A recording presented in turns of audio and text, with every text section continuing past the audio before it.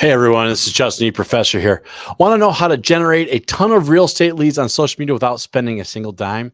Stay tuned because I'm about to share with you secrets to boosting your business with free strategies that really work.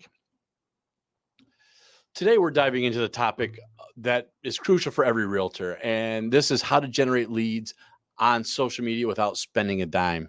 If you're looking to boost your business and attract more clients, you're in the right place. Let's get started. All right. First and foremost, key to social media, whether it's YouTube, Instagram, TikTok, Facebook, Snapchat, whatever it may be, you're going to want to make sure that content is engaging, right? So this needs to be about knowing who your audience is. This is going to need to know their fears, their desires, their hopes, their dreams.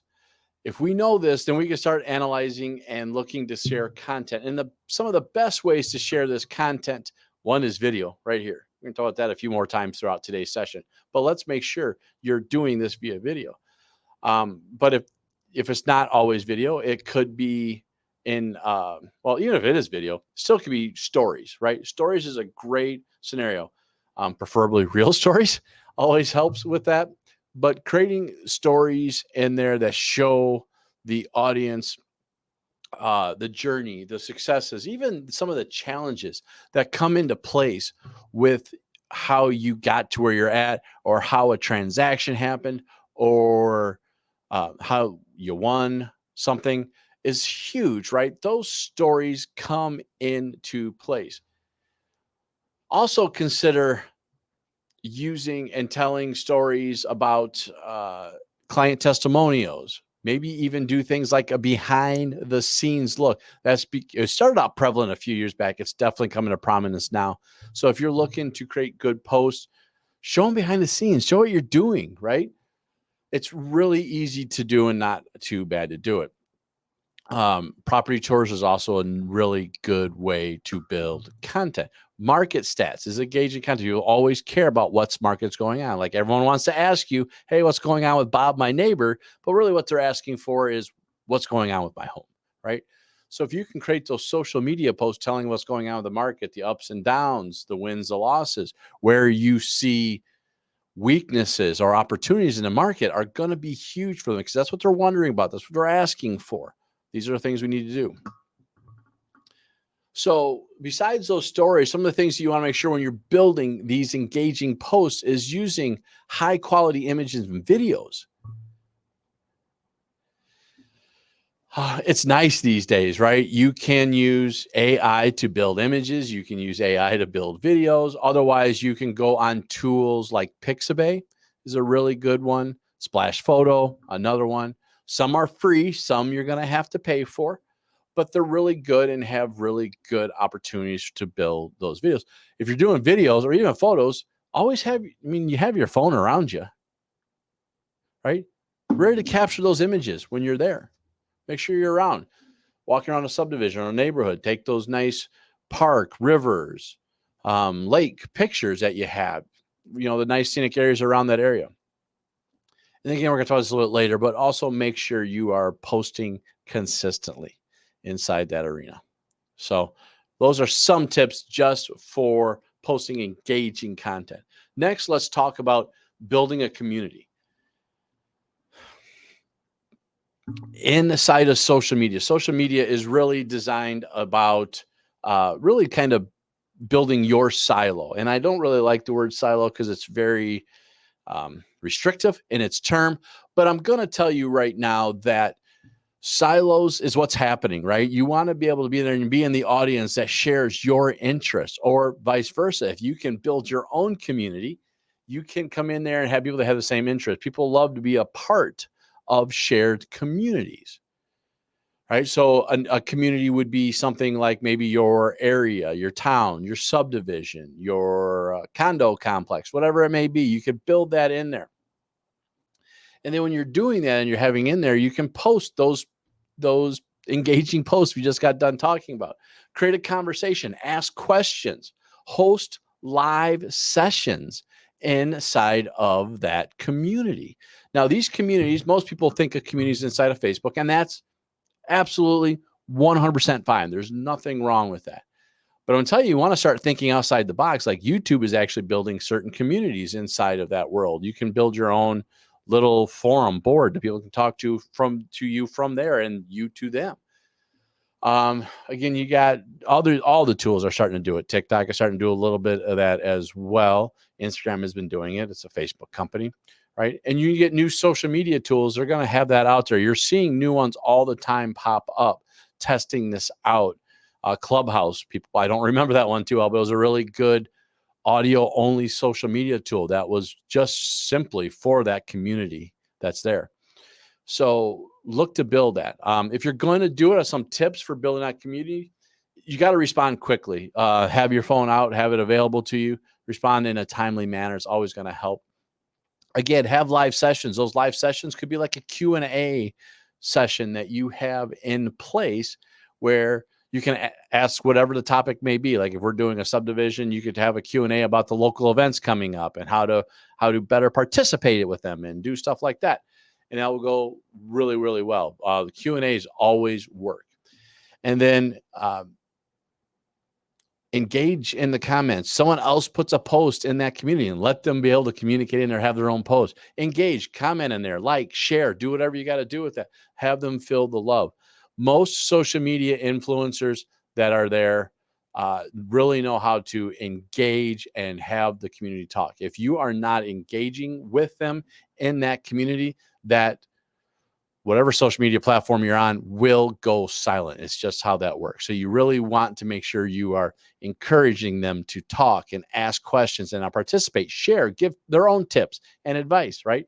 We don't have all the answers, and it's good to let the other group come out there and participate. Another simple trick in there is to optimize your profiles. This is interesting and hard because every social media has a different way of looking at it and a different number of characters that you can put in there. So you want to make sure that when you're doing this, that you are putting some of the best profiles out there, some of the best compelling information. Your profiles are essentially your digital business card. I still think, by the way, you should have your own digital business card, but this is a way of getting around that.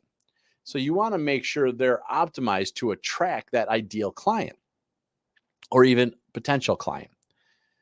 So what does compelling bios look like?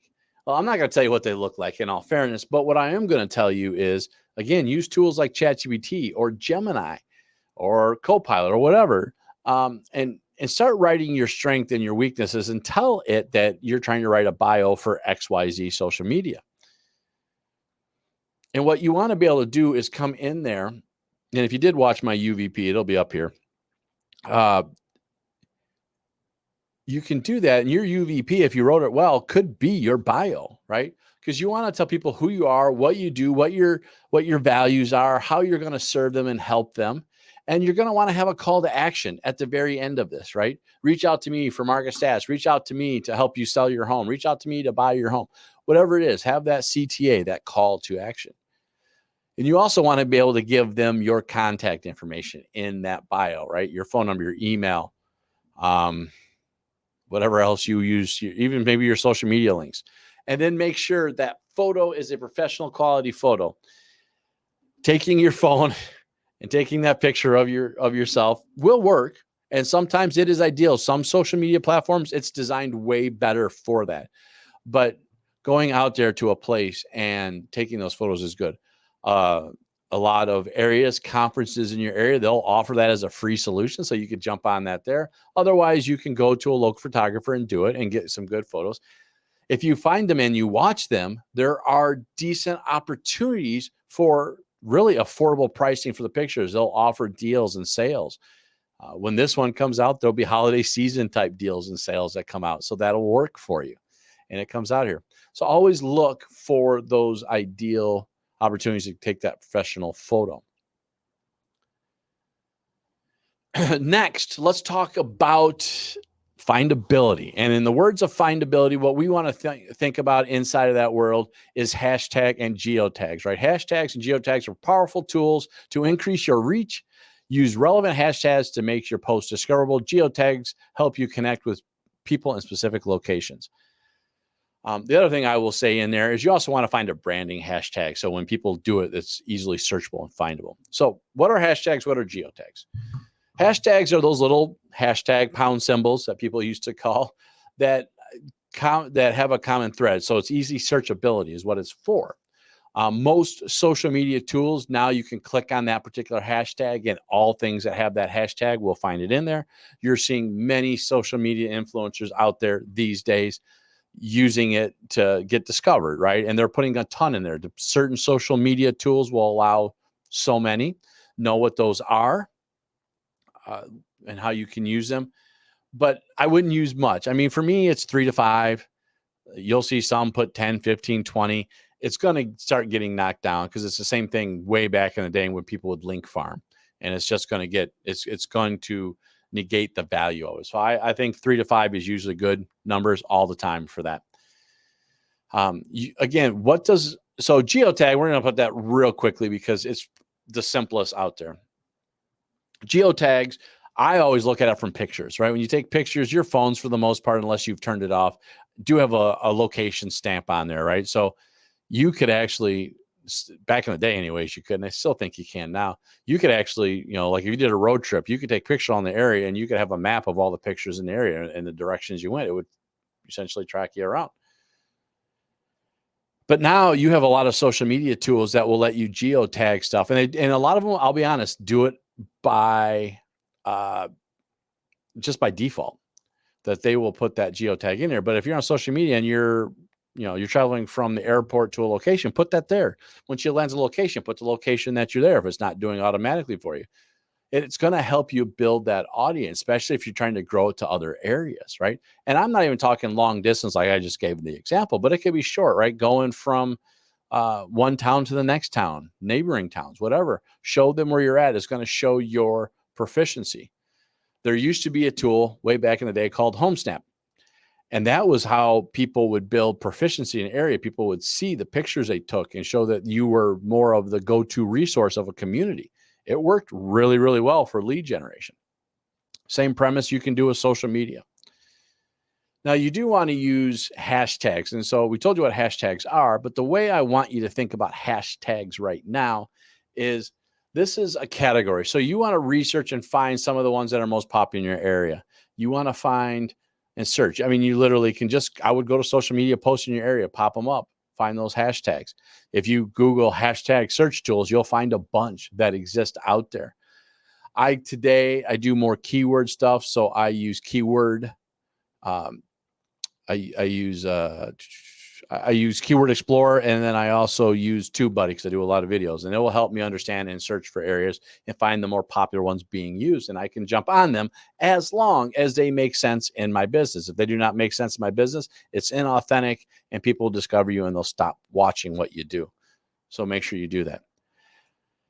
And then to that point, you want to mix the popular versus the niche, right? You want to have some popular tags. So you want to be discovered. You want to have that in TikTok world, the FYP page, but you also want to have the ones that matter for the conversation and the audience you're trying to attract, which is your niche or your niche, depending on how you like to say that word. You're going to have that in there. And if you mix those properly, you're going to have a really good chance of being discovered. Next, let's talk about collaboration and networking. One of the most unused tactic, I think, today, I was actually just talking to one of my friends about this, is start partnering with other people. Find other people that are maybe doing social media posts, interviews, podcasts, videos, and interview them and have them interview you. Share their social media, have them share yours. Now, again, this has got to be authentic, but this is where a lot of internet marketers find their success. They do it now. Most internet marketers will do it based on affiliations. So you'll have that out there, but getting on other people's networks and getting in their audiences is going to do that. Now, don't worry that you're in the same market and you're competing. There's enough business to go on for all of us. And the nice thing is if you guys partner with other people, you grow not only your audience, but you grow their audience. And this is going to help you move forward. So I'm going to tell you, partner with people. And if you don't know who to partner with, go to events, go to your local in-person events, go in there and find people. And if you find the camaraderie, do some things together, do some joint posting, some conversations that are there. And while it doesn't even have to be realtors, right? It can be your other service or business partners in the area. Find those opportunities and promote them.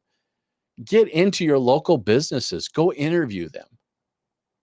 And if you interview them and you put a social media post or whatever, and if they can offer a coupon or a discount or whatever, see if they'll tie it into that.